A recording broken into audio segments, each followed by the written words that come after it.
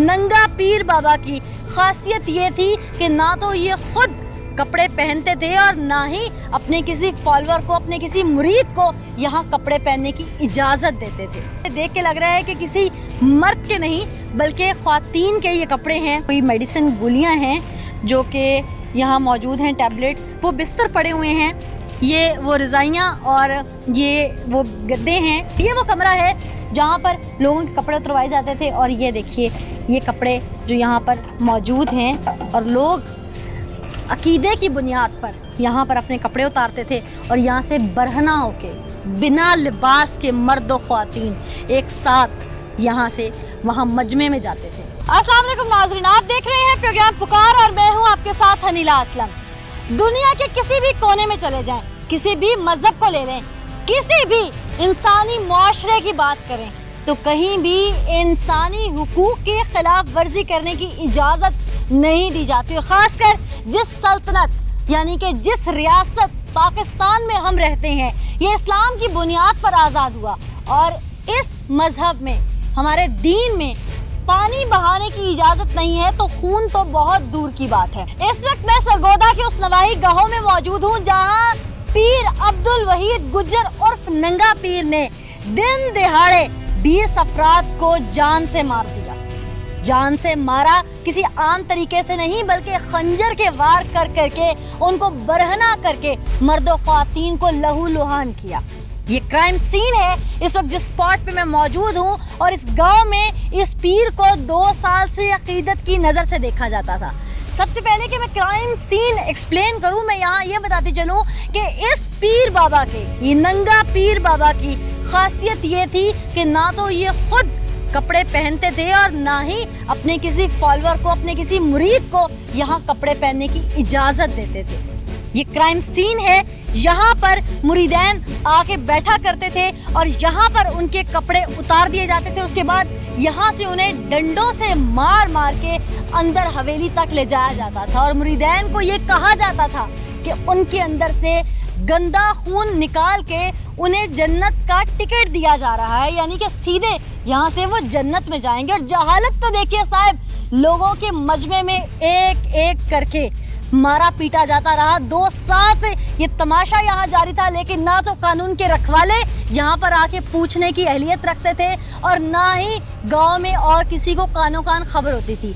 हमारे यहाँ से MNA MPS इलेक्शन मुहिम चलाते, टिकट्स पे इलेक्ट होते, लेकिन इस बाउंड्री में क्या हो रहा था वो भी शायद परवाह नहीं करते थे।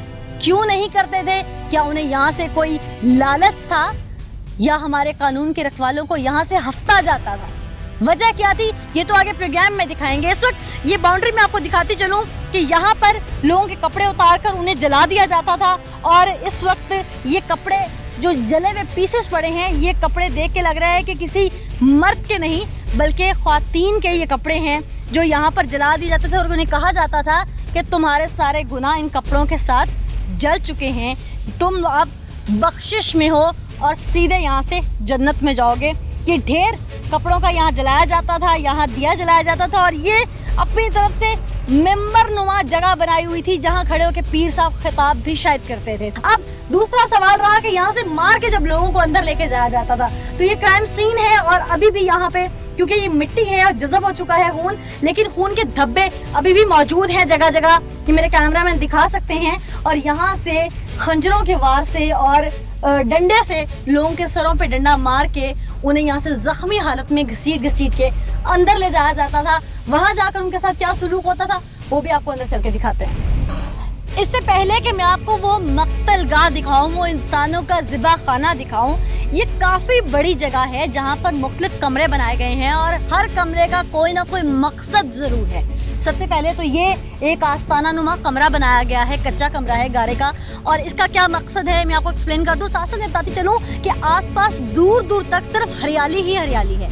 यहाँ शायद किसी का घर नहीं है, कोई आबादी नहीं है करीब, कोई किसी की चीखों पुकार सुनने वाला नहीं है। यहाँ किस तरह से लोगों को ज़ख्मी किया जाता था और उन्हें दीन के नाम पर कैसे वरगला के जिंदान में फेंका जाता था, कोई उनकी आवाज़ सुनने वाला नहीं था।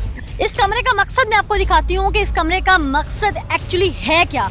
ये कमरा दम दरूद नाम निहाद दम दरूद जो बाबा जी यहाँ पे करते थे उसके लिए इस्तेमाल किया जाता था। और यहाँ पर ये कॉपीज़ वगैरह भी रखी जाती थी जिनमें शायद तावीज़ या जो भी उनका कुछ चिला था वो काट कर देते थे। अब आगे आगे चलते हैं और दिखाते हैं कि इस कमरे में और ऐसी कौन कौन सी चीज़ यहाँ मौजूद थी और यहाँ पर क्या किया जाता था, क्योंकि ये भी कहा जाता है कि बाबा जी यहाँ पर लोगों को दम दरूद के साथ साथ शायद अद्वियात भी देते थे। और यकीनन ये अद्वियात भी यहाँ मौजूद हैं और ये कोई मेडिसिन गोलियाँ हैं जो कि यहाँ मौजूद हैं, टैबलेट्स।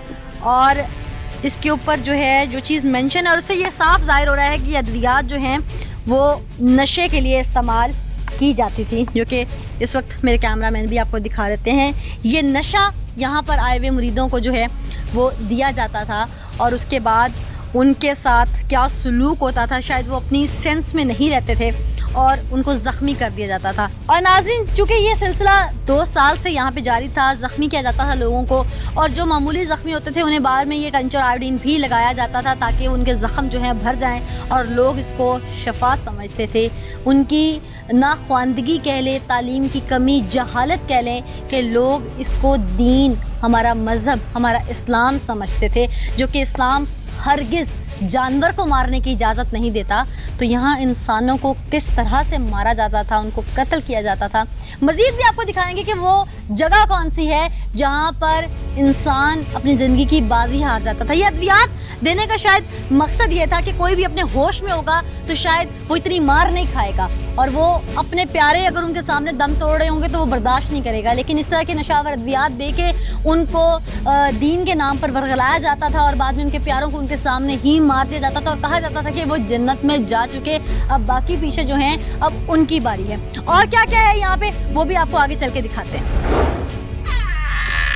नाज़रीन, एक ये भी जगह बनी हुई है, 4 दीवारी की हुई है, उसको सेहन है, पीछे कमरे हैं।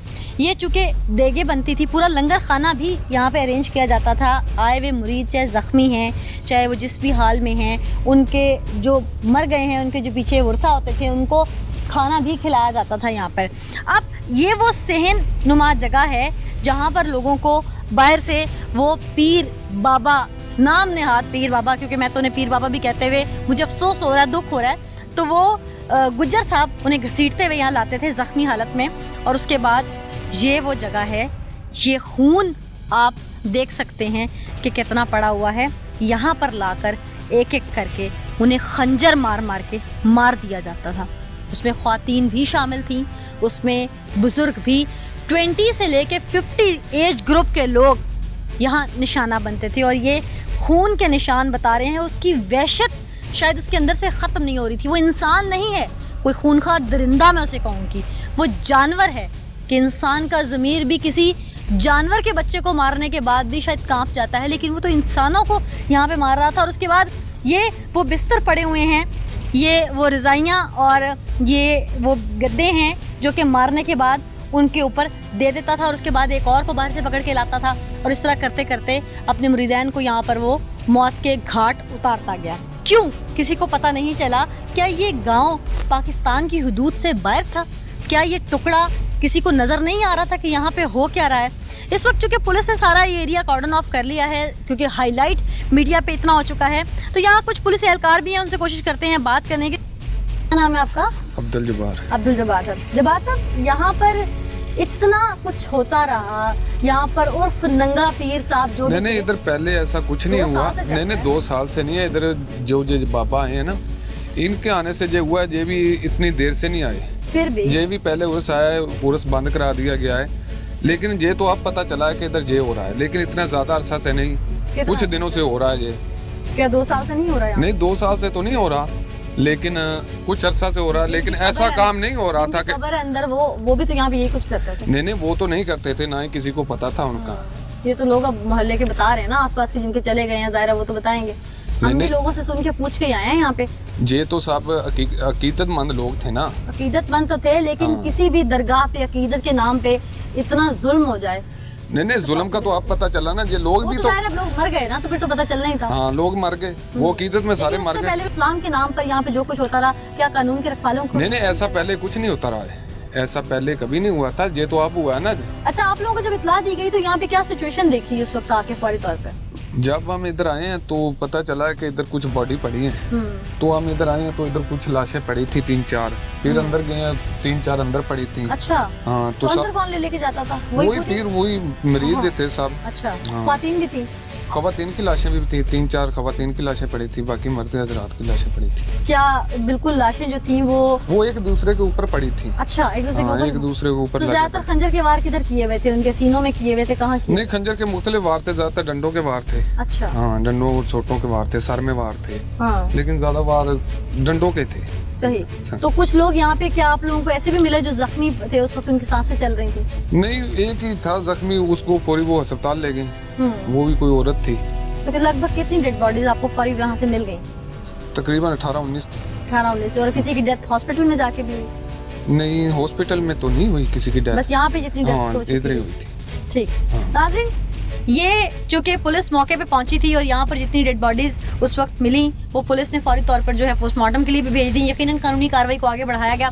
अब चूंकि उस कमरे का भी हम रुख करेंगे कि जहाँ पर इनके कपड़े उतारे जाते थे, ख्वातीन को बरहना किया जाता था, उनकी इज्जतों को तार तार किया जाता था, वहाँ चल के देखते हैं कि वहाँ पे और क्या। वो कमरा है जहाँ पर लोगों के कपड़े उतरवाए जाते थे और ये देखिए ये कपड़े जो यहाँ पर मौजूद हैं और लोग अकीदे की बुनियाद पर यहाँ पर अपने कपड़े उतारते थे और यहाँ से बरहना होके बिना लिबास के मर्द और ख्वातीन एक साथ यहाँ से वहाँ मजमे में जाते थे, यानी कि किसी के तन पे भी कोई कपड़ा मौजूद नहीं होता था। यहाँ से कितने कपड़े मैं दिखाऊं, मेरा ख्याल है बहुत ज़्यादा मौजूद हैं और ये शायद बोरियों में भी मौजूद होंगे। अब यहाँ से उन लोगों की जानिब चलेंगे जो बाल बाल बच गए, जो मुरीद थे, जो मुरीद नहीं रहे, उनकी फैमिलीज़, ज़ख्मियों से भी कोशिश करेंगे बात करें ताकि हक़ाइक़ आज टीम पुकार अपने नाज़रीन को दिखाए हमेशा की तरह।